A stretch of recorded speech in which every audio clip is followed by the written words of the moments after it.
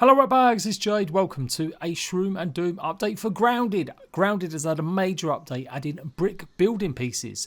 They are made out of mushrooms. So how do you get big, huge amounts of these mushrooms? Well, you're probably going to have to start growing them a lot more. And you can grow huge amount of new items. I would say a refinement of what you can grow and how you grow it. So let me take you through the basics of farming now in Grounded after the update 0.10.00. Don't forget to like if you do find it useful, and let's go.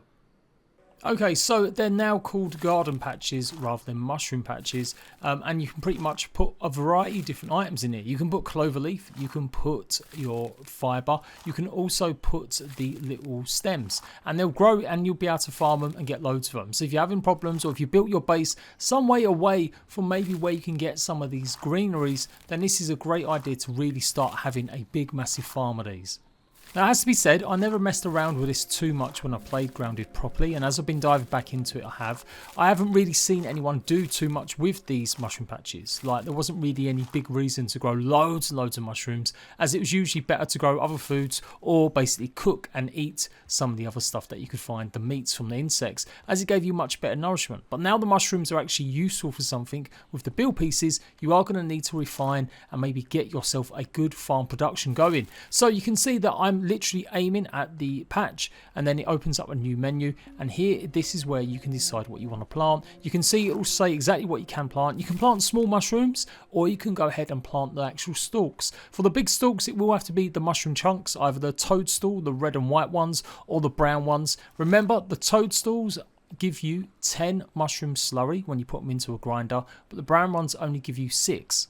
So if you're looking just for the biggest amount of slurry you can get, it's always better to go for the toadstool ones, the red ones. However, if you want just some mushroom pieces to maybe make some other stuff, or if they add any other options to use mushroom pieces, then the brown ones might be a bit easier because you do get more chunks when you chop a branch down. So if you grow just a piece of fibre, it's going to take 15 hours or 15 minutes, and it says you've got a green thumb chance. Basically, you might get more of a lucky chance to get a sprout that will give you more pieces of fibre. I think in the future we'll see some more perks or mutations about this, so it helps you grow stuff quicker.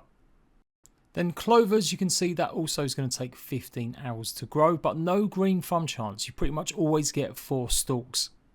And then the stems, they're going to take 20 hours, and again you'll always get 4 of them stalks. So it really is only the fibres that you've got a chance of getting 2 extra bigger stalks that you can harvest with your axe.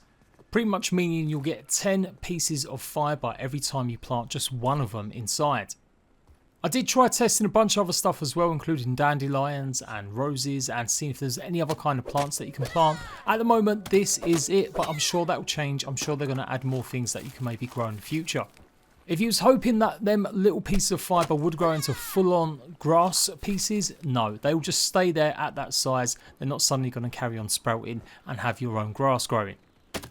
And then with the smaller mushrooms, it's going to take 48 hours or 48 in-game minutes, I do believe. And again, you'll only get 4 of them growing once they actually pop up. And finally, for the red toadstools and the brown mushroom pieces, you can see it's 72 hours for it to grow. You'll only get 1 stalk. And obviously with the red toadstool, you will get 3 pieces. And with the brown toadstools or brown mushrooms, you'll get 4 chunks. But I can't stress it enough. The red toadstools are the best if you're looking for mushroom build pieces. You'll get more slurry out of them so you can make the mushroom bricks.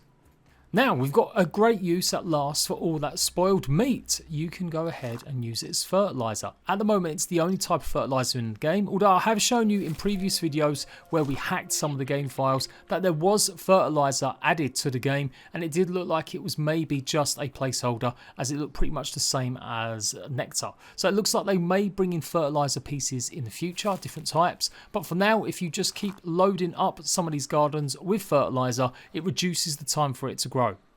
So right now the rule of thumb is that if you put 5 pieces of spoiled meat or spoiled food into it, it will reduce the time by around half. So for sure, you definitely want to be using your spoiled meat for your mushrooms to make them grow quicker, as it's 72 hours. That gets reduced down to 36.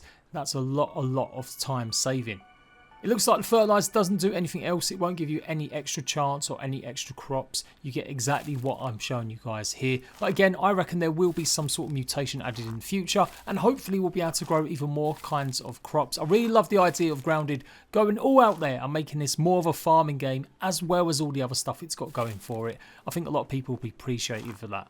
Don't forget also to plant it. Once you put the items in, you still have to press the button to plant, otherwise you could be standing there waiting forever, and then this little symbol or sign will pop up with the banner telling you exactly how long you've got to harvest it. Now, if you try interrupting the process and destroy whatever's inside, you will lose the piece of food or the item, the seed that you've put inside. And of course, do look out for creatures. It only takes a couple hits for them to destroy your mushroom patch. I mean your garden patch. It's a garden patch now, it's not the mushroom patch. So you may want to have somewhere a bit safe to keep this going, or make sure you've got it protected with lots of fences and stuff. And there you go. That is everything you need to know guide for farming in Grounded as of the Shroom and Doom update. If there's any changes, they add any more items, I will do a re-version of this. But for now, I think that'll probably be it for a good couple months. But I do expect them to add some more, or at least give us the ability to find fertilizer, as well as make our own using the spoiled meat. If you find this useful, do leave a like. Go and check out my Let's Plays, and I'll see you rat bags for more Grounded content in the future.